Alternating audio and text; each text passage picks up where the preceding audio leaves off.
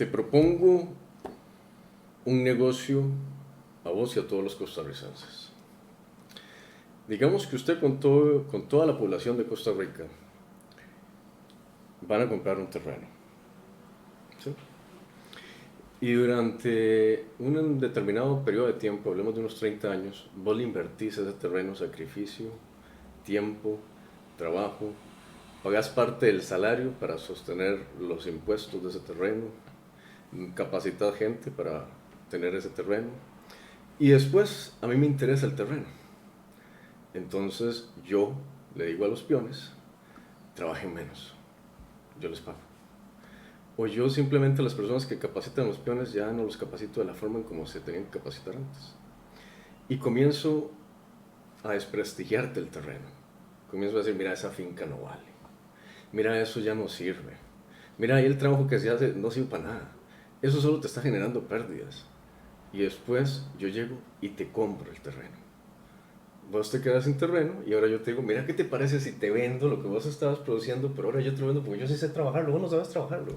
Pero la verdad es que estás perdiendo el tiempo en eso, o sea, déjame trabajarlo a mí que yo te lo voy a hacer bien. Es más, voy yo y unos 3 amigos más míos y te vendemos todo lo que vos estabas haciendo. Y te voy a dar un mejor precio. Eso se llama eh, de corrupción en su máxima expresión, ¿verdad? Vos estás intentando aprovechar todo el esfuerzo mío, toda mi inversión, toda mi lucha, eh, para poder obtener vos los beneficios del esfuerzo que yo hice durante muchos años. Correcto, porque además ha sido un esfuerzo inteligente, bien Claro. dirigido, con unas bases sociales bien fundamentadas, que al final de cuentas, para mí, yo generar eso me va a durar años. Vos duraste tal vez 30 años, 40 años. Yo ya tengo una infraestructura y un desarrollo comercial que simplemente tengo que saber trabajarlo. Correcto, esto se llama mercadeo, se llama, digamos, eh, hagamos algo, hablemos de la institucionalidad costarricense, los activos costarricenses, ¿verdad? Pero ¿qué te parece si primero nos presentamos? Claro que sí. Bienvenidos a otro programa más de denuncias. Justamente quería dibujarles en la cabeza la posibilidad de cómo la sociedad costarricense se ha esforzado durante años para montar instituciones del Estado y terminan vendiéndolas. Hoy en denuncias vamos a hablar, por ejemplo, del Banco Anglo, que es un documento que tenemos acá, y de toda la historia costarricense y cómo han ido desacreditando nuestra institución, socavando nuestra democracia, para al final de cuentas dejarle un beneficio a unos pocos y ver a toda la población sacrificada. Mi compañero Víctor Soto, su servidor Bastián Ruiz y allá en lo que es producción Ricardo Naranjo. Institucionalidad en Costa Rica. ¿Qué es realmente lo que está pasando en Costa Rica?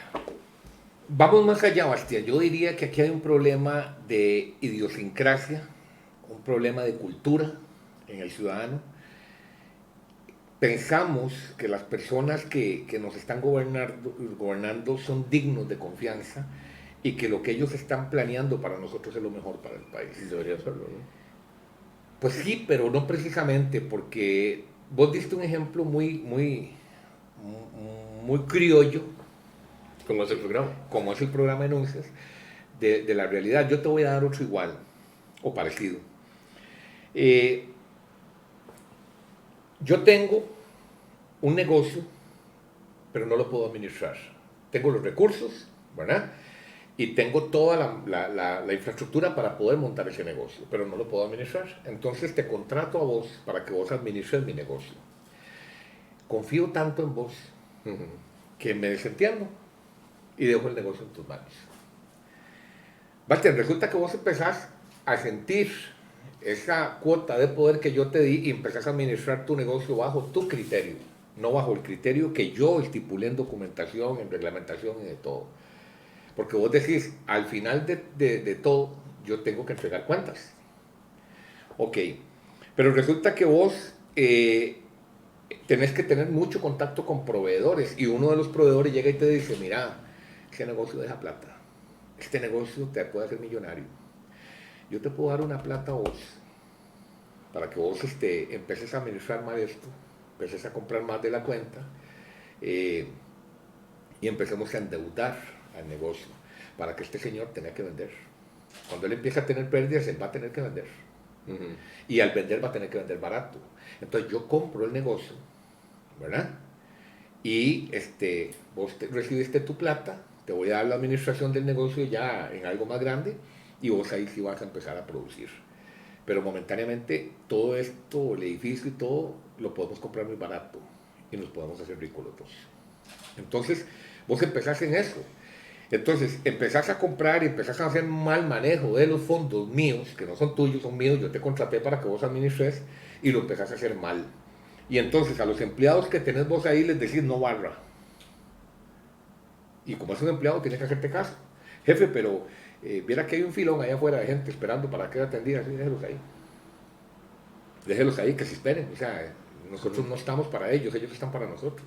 Uh-huh. ¿Verdad? Ellos al final van a tener que comprar siempre, van a necesitar. Uh-huh. Entonces somos monopolio. Claro. Entonces los únicos que podemos brindar ese servicio somos nosotros. Entonces dejarlos ahí tranquilos. Más bien ponerle más precio a todo, porque por si ve el filón que hay, todo el mundo está comprando. Uh-huh. Entonces vos empezás a arruinar un negocio que para mí pudo haber sido muy bueno, muy lucrativo. Y que no solo para mí, para mi familia, para la tuya y para la de nuestros empleados. Cuando ya yo veo que el negocio se convirtió en un elefante blanco, en un peso muy grande para mi economía, yo termino diciendo, ¿qué hago con esto? Necesito quitarlo, me está matando. Entonces es cuando vos llegás y decís, jefe, hay una persona que está muy interesada en comprar esto. Lo que pasa es que como este negocio es una pérdida total, de ahí hay que darlo muy barato para que lo compre. Pero entonces esto nos lleva, para irnos entendiendo, esto nos lleva a dos cosas.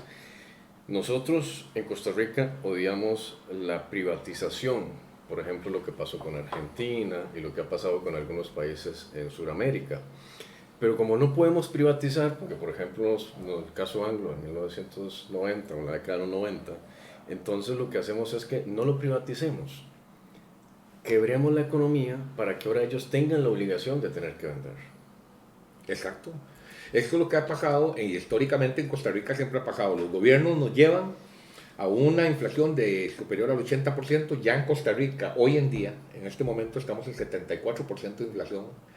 Vamos a regresar a los 80. Exacto. Estamos así a un pelito de llegar a los años 80. Lo que pasa es que en los años 80 hubo un presidente que en su momento también fue parte de la problemática, pero por lo menos tuvo la decencia y la valentía de decirle al Fondo Monetario Internacional, les doy 8 días para que salgan del país.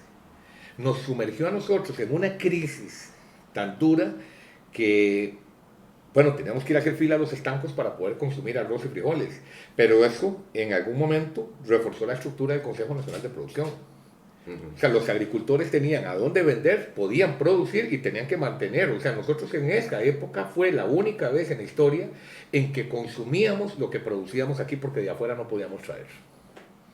¿Verdad? Y no como lo que pasa ahora, que ahora hasta el arroz importamos. Nosotros aquí consumimos del 100% del arroz que consumimos, el 30% es producido aquí, el 70% es importado. Cuando pudiéramos producir más de lo que más bien consumimos. Claro, y lo que pasa es que ¿por qué no producimos arroz aquí? Porque claro, las cargas tributarias, las cargas sociales, ¿verdad?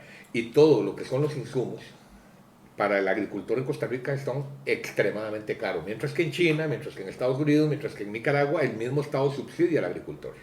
Pero entonces es como lo que llaman la rueda del ratón, porque los subsidios, las cargas sociales supuestamente son para el beneficio de la caja, pero por otro lado estamos debilitando la caja al hacer la apertura. Entonces el ciudadano nunca encuentra una respuesta, porque supuestamente la justificación de que aquí todo es más caro, al final de cuentas también es una razón para que la apertura crezca. Sí, lo que pasa es que Costa Rica tiene 105 impuestos. 105 impuestos, y de los 105 impuestos, solo 5 son los que dan el relleno, digamos, el poder del Producto Interno Bruto. Vamos a ver, El Salvador tiene, por ahí, creo que si no me equivoco, anda como en 48, 52 millones de dólares, 52 mil millones de dólares anuales en Producto Interno Bruto, El Salvador. Costa Rica tiene 63.000 millones de dólares de Producto Interno Bruto. Un país que produzca, del tamaño de Costa Rica, que produzca 53.000 millones de dólares anuales, es un país rico. Si no nos hubieran aceptado en el club de yates de la OCDE, ¿verdad? Nos aceptaron ahí, pagamos $1,5 millones anuales a esa gente, porque somos un país rico, muy productivo. Tanto así que llevan 70 años tratando de crearnos. Te voy a contar la historia, porque para saber lo que hacen los políticos para arrebatarnos a nosotros la institucionalidad, tenemos que conocer la historia. Porque vos dices, esta es la historia de Costa Rica. Yo tengo el documento del Banco Anglo, pero ¿qué más además del Banco Anglo? Porque podemos hablar del ICE, podemos hablar de lo que se quiere hacer ahora con Recope, pero hay más. Ok, claro. Vamos a ver, empecemos con FANAL. FANAL, si no me equivoco, 1857 es que nace. Okay. Costa Rica estaba, para aquella época éramos la tercera ciudad del mundo en haberse iluminado con electricidad.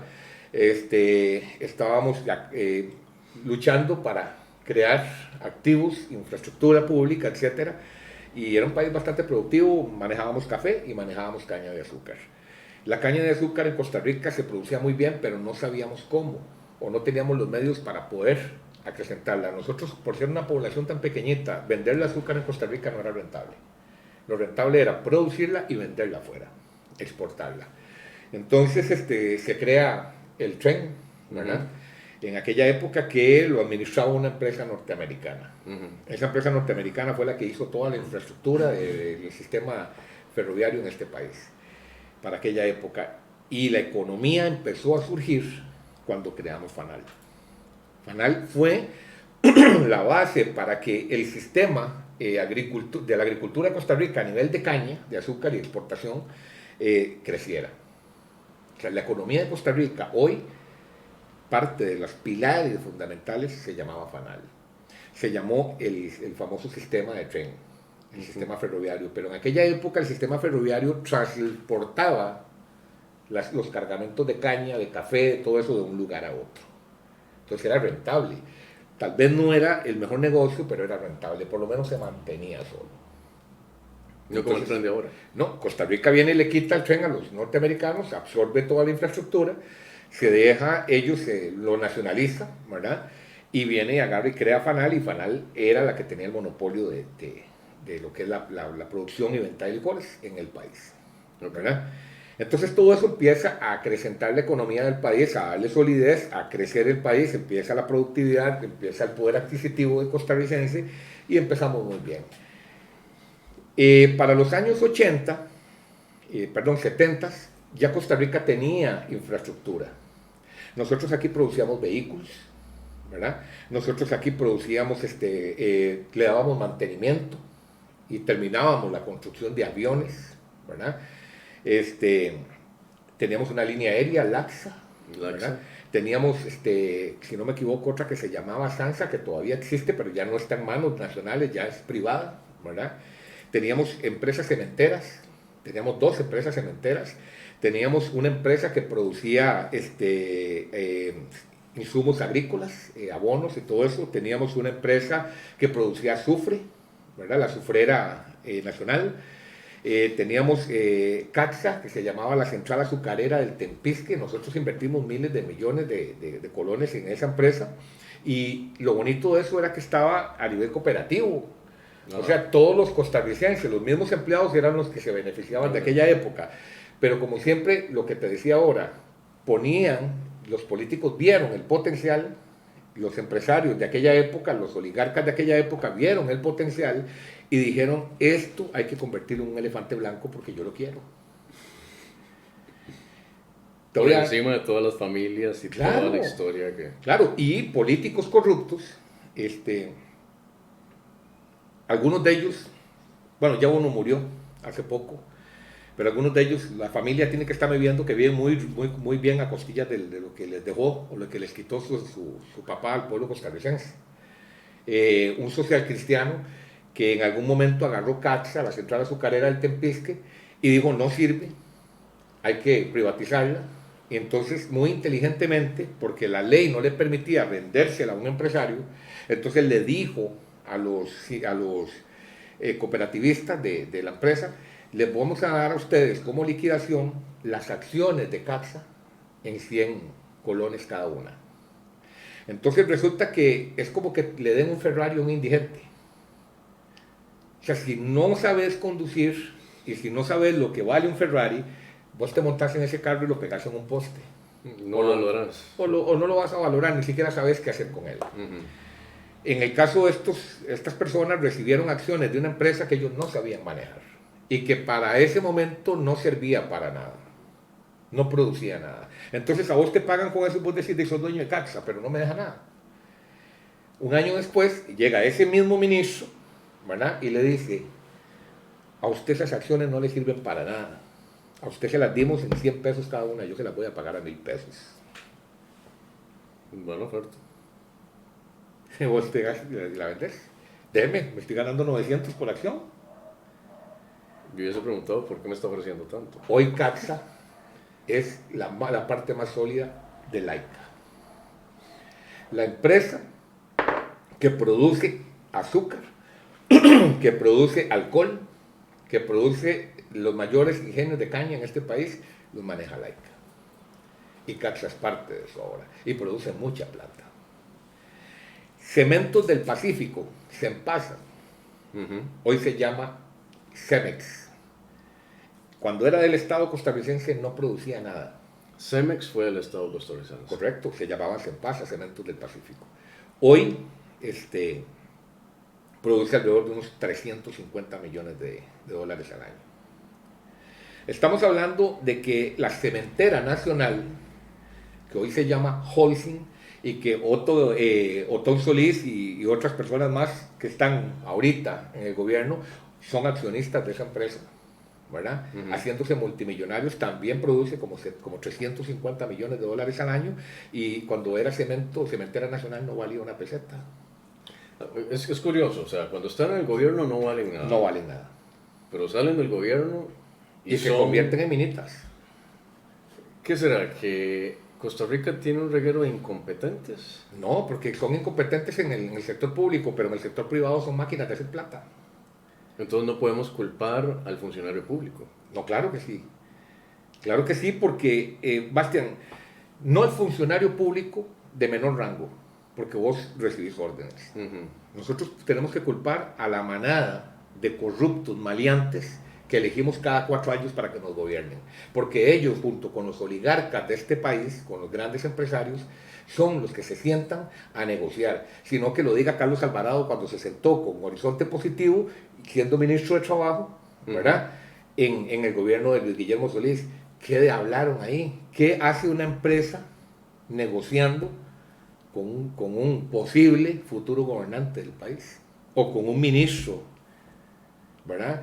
¿Qué hace una empresa, un conglomerado de empresas de construcción en este país, siendo los asesores del Ministerio de Obras Públicas y Transportes, y ellos mismos son los que se echan los contratos y adjudican todas las licitaciones de este país a nivel de infraestructura pública? Bueno, un ejemplo de eso es que pagamos 85 millones de dólares por 5 kilómetros. Por 1 kilómetro de carretera, acabamos de pagar 86 millones de dólares. Es por 1 kilómetro, correcto. Estamos hablando que el anillo de circunvalación norte, que consta de 4 kilómetros y medio, 5 kilómetros, costó 432 millones de dólares. O sea, la infraestructura más cara del mundo por solo 5 kilómetros. 5 kilómetros. Del mundo. Del mundo. Es que, o sea, no hay un país del mundo. Ya tenemos récord Guinness. No, y ya lo teníamos antes. Sí, claro, con Interamericana Norte, Luis Guillermo Solís se dio el gustazo de pagar por 50.5 kilómetros de carretera, se dio el gustazo de pagar 8 millones de dólares por kilómetro. Pero yo todavía, no lo justifico. Pero 8 millones a 85, hazme el favor. Es que por eso te digo, estamos hablando de... Se me fue 10 veces. 100 veces. 100 veces, sí. Entonces, Bastián, vamos a hablar de Fertica. Fertica. Fertica era del Estado, tenía, hoy tiene, más bien absorbió el 75% del mercado de abonos y insumos de agricultura. Y eso es a nivel centroamericano. Centroamericano. Centroamericano. Y nace en Costa Rica. Era de Costa Rica, era una empresa nacional. Y hoy no vale nada. No valía nada en el gobierno, hoy genera muchos miles de millones de dólares. Para todo Centroamérica. Claro, ahora, ¿quiénes son los que financian, perdón, Ujú. los bancos, los grandes proyectos empresariales en este país? No son los bancos. ¿Sí? Ok. La mayoría de los ricos no trabajan con su dinero, trabajan No, con dinero prestado. con el dinero de otros. Ok. Entonces resulta que empezamos a pedir plata a los bancos. Y estamos hasta aquí. Sí, pero estamos endeudaditos. ¿Qué pasa si yo me siento con el presidente de la República, antes de que sea presidente de la República, y le digo, mira, yo te voy a financiar la campaña, yo te voy a apoyar en tu campaña, pero yo estoy hasta aquí con el banco tal. Necesitamos o que eso desaparezca, o que me dé más chance, o que me baje los intereses, o que ese banco quiebre. Y resulta que esas mismas personas que van a entrar al gobierno también tienen deudas ahí, en esos bancos. ¿Qué es más fácil para ellos? Buscar la forma de evadir la ley, ¿verdad? Para ayudar a sus compinches, o declarar el banco en quiebre. Y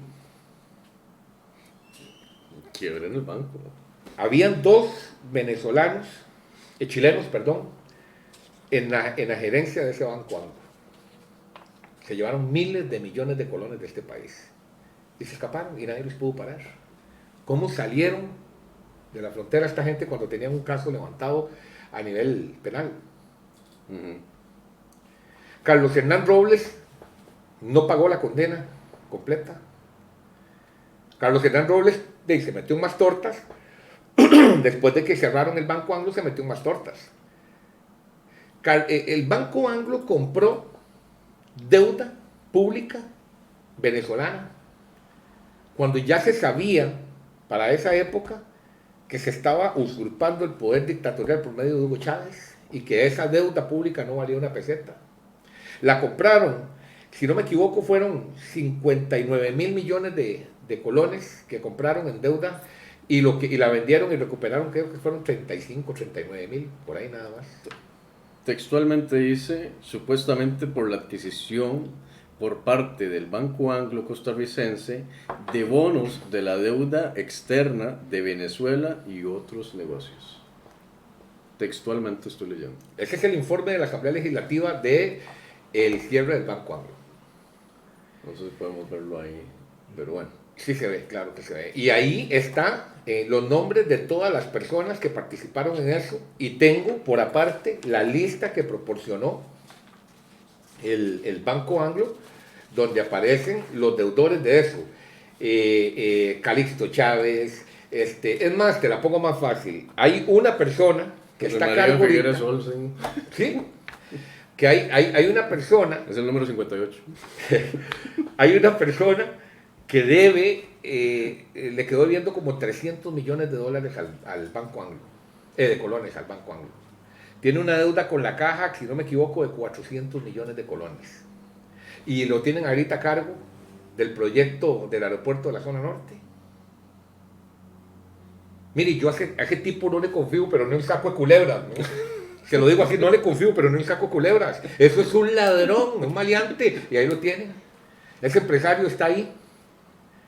A cargo del aeropuerto, del proyecto del aeropuerto y sigue metido en el poder político, siguen involucrados, hay un montón ahí que deben plata a la caja y que le deben plata perdón, de los 33.000 millones que no se pudieron cobrar del Banco Anglo.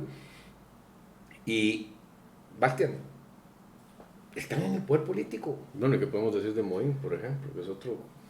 Ok, vayamos más allá. Cierran el Banco Anglo, ahí perdimos alrededor de unas 7.000 cuentas incobrables, más o menos, con miles de millones. La familia Echanti quedó viendo plata ahí. Y tienen varias clínicas en todo lado. Hay doctores, ahí hay nombres de doctores, cirujanos en estética que tienen clínicas privadas también y le quedaron debiendo plata al Anglo. Estos mismos doctores son los que luchan ahorita para que todos los insumos médicos estén exentos de impuestos. En la codificación CABIS que acaban de implementar en Costa Rica, hay 20.000 bienes y servicios grabados. 10.000 de esos bienes y servicios son exentos de impuestos y la mayoría son insumos médicos. maquinaria industrial para construcción, ¿verdad? Muy cómodo. Los médicos, muy cómodo. Las empresas constructoras que hacen la infraestructura pública, muy cómodo también. Traen toda la maquinaria, no pagan impuestos, ¿verdad? Los vehículos de lujo, de alta gama, exentos de impuestos también en Costa Rica. Ahí están, no lo digo yo, ahí están las listas que pasó Hacienda, donde dice que son 10.000 bienes y servicios que no están grabados, están cero. Pero cuando se trata de comprar semilla, cuando se trata de comprar abono, cuando se trata de comprar insumos para producción, los pasaron de un 1% al 13%, porque te dejan solo 10.000 posibilidades en 2 millones y resto de bienes y servicios. Entonces, lo que te dice Hacienda es, si la codificación CABIS no está entre los 10.000 bienes y servicios, Qué pena. entonces tenés que irte al que más se parezca y siempre te va a llevar al 13%. Entonces ahora, el sector agrícola fue engañado. Porque le dijeron al sector agrícola, ustedes quedan en un 1%. Y es mentira. Y he escuchado, y te lo digo con todo el respeto que me merecen los profesionales de este país, me he sentado con economistas y me he sentado con contadores y me dicen, usted está equivocado. Es que la codificación CABIS, no, usted puede justificar todo lo que quiera. Yo vendo insumos de jardinería y pago un 13% por ellos. Entonces no me diga algo que yo pago porque yo sé lo que yo pago. Usted puede decirme toda la misa que quiera para evadir, porque eso muchos lo hacen. Ayudan a los empresarios a evadir. Pero el honorable, el verdadero, el honrado, siempre me ha dicho, esto es lo peor que le está pasando al país. Son cargas tributarias solapadas que el pueblo de Costa Rica no conoce, no sabe, no entiende. ¿Verdad? Entonces, Bastián, vos para tener un negocio ahorita tenés que tener facturación electrónica. Claro. Te obligan a presentar a Hacienda los informes de renta. Antes vos te podías sentar en tu casa con todas las facturitas, hacías la suma y listo. Ahora tenés que pagar un contador y los servicios de contabilidad te cobran un 13% de impuesto. Ya nadie puede subsistir con un negocio en este país, no es sostenible. Entonces, nosotros, ¿qué tenemos que hacer? Empezar a agarrar toda la productividad que tenemos y ponerla en manos de los que sí pueden, de los millonarios. Lo mismo pasa con la institucionalidad. Entonces matamos también de la misma manera el emprendimiento. En vez de potencializar al país y desarrollar al país, lo que hacemos es... Correcto, y eso yo tengo siempre un ejemplo muy criollo de cómo es lo que está pasando. Si Víctor Soto tiene una vaca, ¿verdad? Y produce 10 quesos por semana, Víctor Soto no representa ningún tipo de competencia para las empresas que producen lácteos. 1.500 cabezas de ganado. Ok, pero hablemos de cooperativas enormes que tienen millones de cabezas de ganado y producen millones de quesos para vender aquí y para exportar. Que será más barato exportarlos que venderlos. Claro, entonces yo casi que iría a Panamá a comprarme una caja de helados porque me cuesta 1.000 pesos allá menos que aquí, lo que vale aquí. Ya en la frontera cruzamos, nada más para... Exacto, entonces lo producimos aquí pero nos sale más caro a nosotros. Pero ve qué interesante, resulta que como yo tengo una vaca y produzco 10 quesos por semana, yo no represento ningún problema. Pero ¿qué pasaría si 100.000 ticos tienen una vaca y producen 10 quesos al día? Ya eso es el volumen. Esos son muchos miles de millones de colones que le podríamos generar de competencia a esas empresas enormes. Entonces esas empresas enormes te financian a vos tu campaña y te dicen, yo necesito que usted me le meta toda la burocracia que pueda a estos lecheros, porque a mí no me sirve que ellos produzcan queso, me sirve que ellos me vendan la leche a mí para yo producir el queso. Entonces ya vos llegás a pedir un permiso fitosanitario para poner una ventita de quesos y resulta que te piden un laboratorio que te cuesta 5 millones de pesos. Te piden los análisis físico-químicos del producto, ¿verdad? Que te va a costar 12.000 pesos por cada uno de los elementos. Te van a pedir estar asegurado en la caja, ¿verdad? Te van a pedir una póliza de riesgos profesionales, todo el equipo sanitario, ¿verdad? Para poder manipulación de alimentos, etcétera, y después todo el equipo de empaque y sellado al vacío para que el producto vaya 100% inocuo.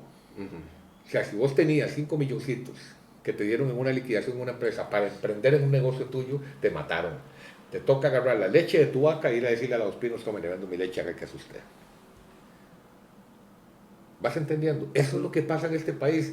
¿Cómo vamos a regenerar un tejido económico cuando al costarricense no se le permite trabajar?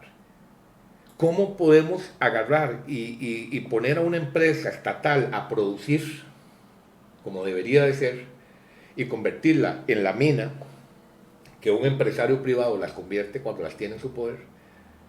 Si no tenemos un aparato estatal responsable, si no tenemos un sistema legal que no permita los abusos en el sector público. Cuando se creó la figura del servicio público, se hizo para proteger el trabajo del empleado público, no para proteger gollerías, no para proteger beneficios. Creamos una mafia detrás de... Eso fue lo que pasó. Ahora vos llegás a la caja del seguro y se dan el lujo de sentarte desde las 3 de la mañana en la pura entrada como un indigente con una cobija encima, como un indigente para poder acceder a una cita. Y si llegaron 10 adultos mayores, ya vos no tenés derecho a una cita, porque le va y cierra a las 3 de la tarde. Porque ya después de las 12 del día ya ellos no quieren atender a nadie. Men, son servicios sociales. Yo llego a cualquier empresa de este país y me ponen a trabajar desde las 7 de la mañana hasta las 5 de la tarde. Un empleado público debería de trabajar desde las 7 de la mañana hasta las 5 de la tarde, en especial con los salarios que ganan. Entonces, yo que soy el que pago esas cargas, yo que soy el que pago esos salarios, a mí deberían de cuidarme. El empleado público dice, le voy a dar el mejor servicio para que esta persona no se sienta agraviada y siga con todo el gusto pagando mi salario. Esa es la parte que se defiende de la ley de marco de empleo público. Sí, hasta cierto punto. ¿Qué es lo malo de la ley de empleo público? Para tocar un poquitico el tema, bueno, que están centralizando el poder en una sola institución, no me gusta. Que están poniendo como parámetro general el salario de cualquier inoperante, como Carlos Alvarado, que hoy está gobernando, y comparándolo con un gerente del Banco Central como Rodrigo, no me acuerdo el nombre de este señor, que ese señor se quemó las pestañas durante años estudiando y pagó cualquier cantidad de universidades carísimas, mientras Carlos Alvarado estaba ahí viendo a ver cómo ahorita el mismo colegio de periodistas dice que vos y yo somos periodistas porque estamos aquí sentados, por el derecho de expresión que nos permite la Constitución, ¿verdad? Entonces cualquiera es periodista ahorita. Entonces yo me paro ahí y digo que soy periodista.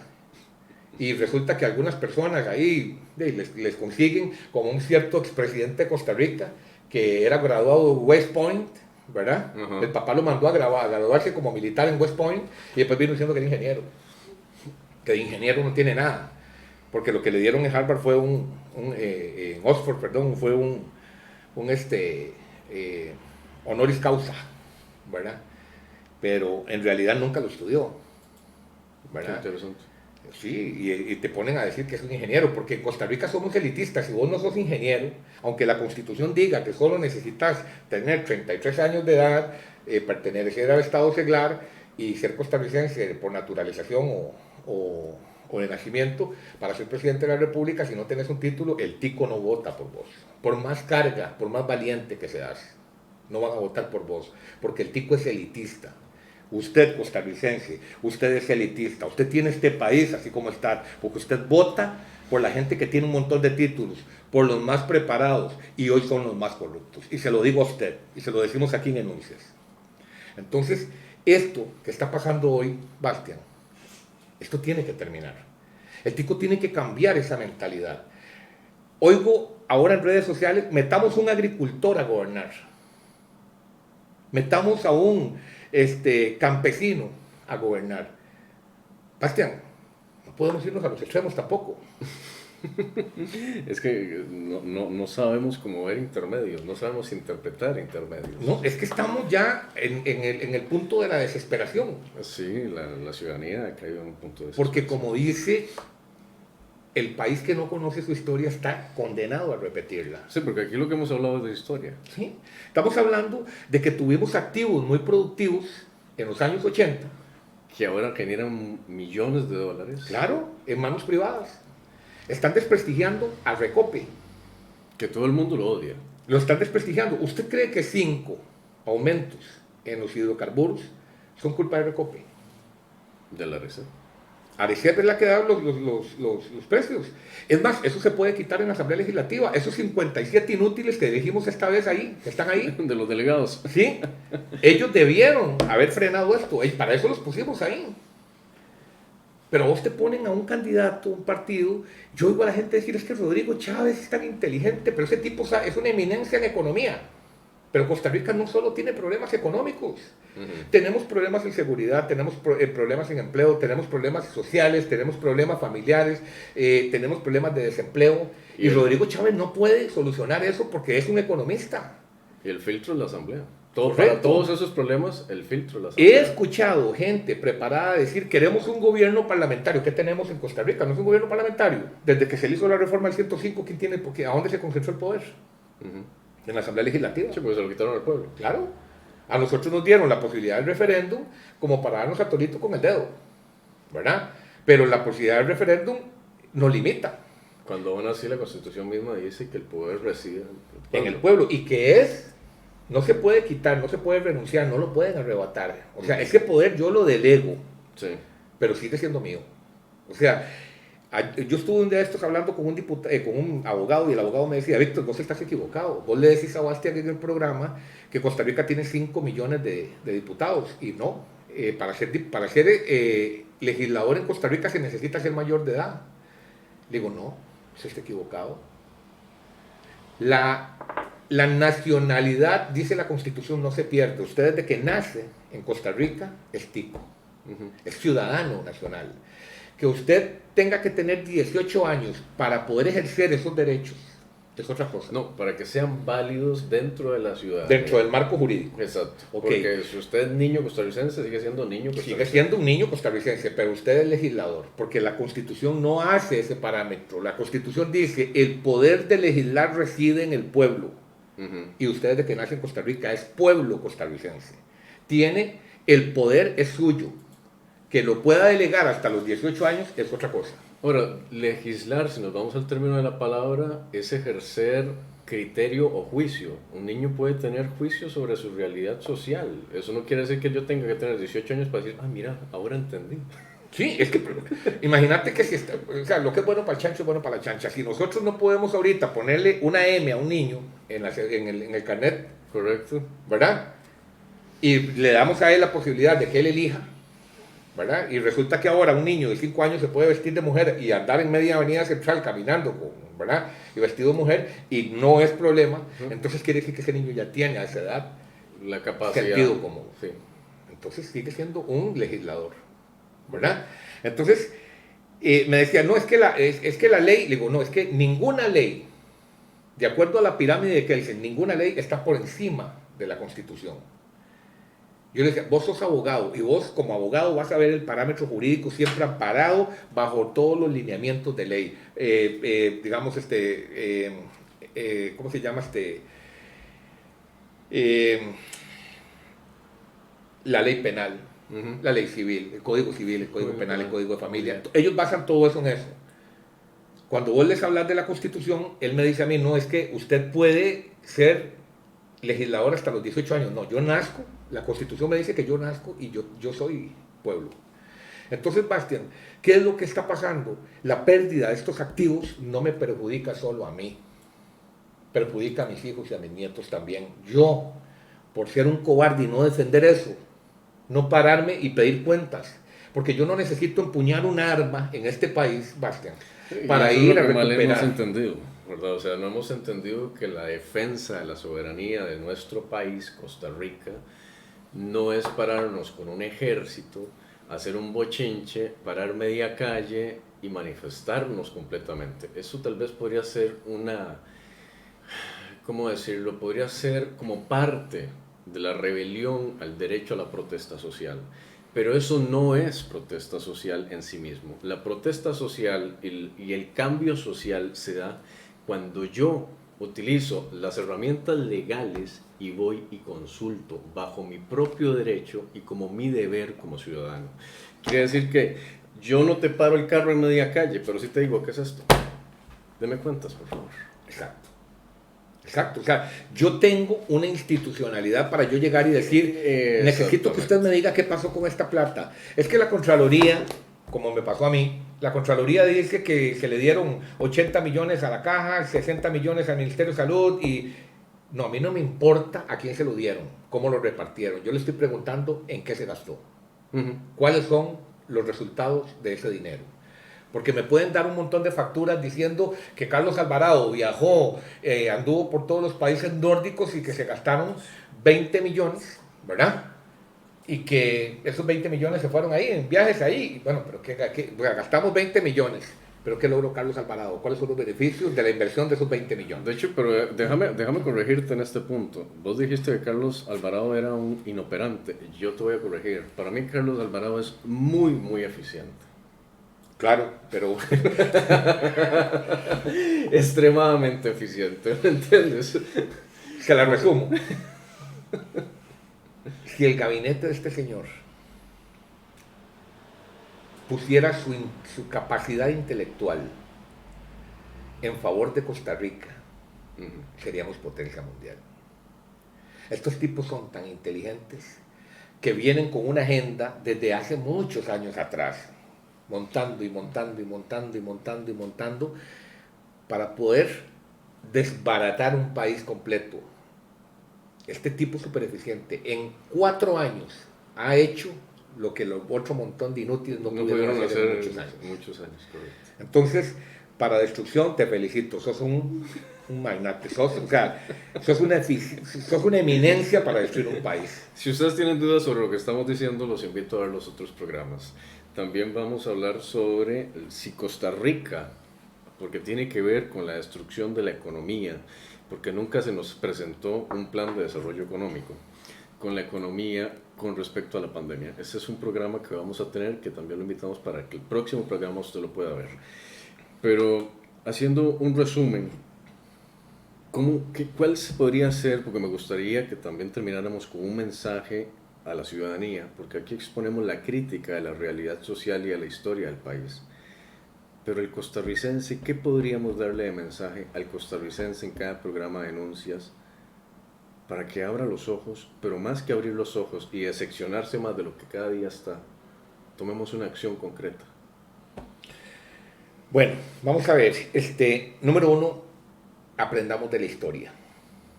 La guerra del 48 no fue lo que usted cree, eso fue lo que a usted le contaron, esa fue la historia de Heidi que a usted le contaron los abuelos, pero esa no es la realidad es que murieron mucha gente, sino que lo diga Chema y que nos dé algunas explicaciones de lo que pasó en el Codo del Diablo, cuando murieron y asesinaron a 5 costarricenses, que ahí tengo los nombres y en un programa más adelante lo van a ver, de los asesinos y de los que fueron asesinados, a mansalva después de que terminó la guerra del 48. Y aquí tenemos hasta en denuncias las puertas abiertas para que Chema se siente y nos dé. Bueno, la idea era poner al papá porque el papá fue el que estuvo en ese momento, pero bueno, que venga el hijo a la cara por lo menos. Entonces esa no es la historia. La historia de los filibusteros tampoco es esa que le cuentan. Usted, su abuelo y su abuela y todo ese montón de gente no andaban con taparrabos para que viniera un gringo a someterlo y a esclavizarlo. Eso es mentira. Ya nosotros éramos la tercera ciudad del mundo con iluminación eléctrica. Ellos vinieron a colonizar. Aprenda la diferencia entre colonización, ¿verdad?, y sometimiento. Son dos cosas muy diferentes. Lea la historia, la verdadera historia. Aprenda lo que le ha pasado a su país. Vea el costo que ha tenido para los abuelos tener activos e infraestructura pública de primera, como lo tenemos en Costa Rica. Pregúntese qué se hace en 83 mil millones de dólares al año que producimos en Costa Rica. Pregunte eso. Vaya, prensa a la Contraloría, dígale a la Contralora de la República, todos ustedes, los 3 millones y resto de costarricenses que aparecen en el padrón electoral, sean responsables, dejen de estar mandando mensajes en Facebook y en un montón de los foros de WhatsApp, y tenga un poquito de responsabilidad. Siéntese, haga una cartita, aunque sea con lapicero, y mándela a la Contraloría General de la República. Dígale qué se hizo con los 500 millones de dólares que prestó hace un año atrás el Fondo Monetario Internacional. Pregunte qué se hace con el dinero. Pida cuentas de lo que se hace con el dinero. defienda la institucionalidad costarricense. Recope no es el problema, es la gente que administra Recope. Si nosotros agarramos a Recope y la ponemos a producir y la ponemos a refinar, el montón de empleados públicos que están ahorita ahí, 17,000 para ser exactos, que trabajan en Recope, deberían de estar descargando el salario que se ganan. Entonces pongámoslos a trabajar verdaderamente, pero no permita que vengan y lo pongan a usted a desprestigiar una institución para después abrir el monopolio y ponerlo en manos de los grandes tagarotes de este país. De verdad, señores, lo que pasa en Costa Rica no es porque ellos nos pueden robar, es porque usted y yo lo permitimos. Yo para concluir les digo, Costa Rica es un país que ha sido potencia mundial en su institucionalidad.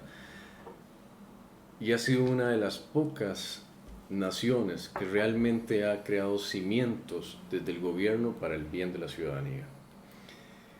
Pero lamentablemente pareciera que las generaciones actuales hemos olvidado, y dentro de estas me incluyo, los fundamentos sociales con los que se hizo este país. Y yo quisiera decirles que no tenemos que dejar tan atrás el origen de qué es ser costarricense.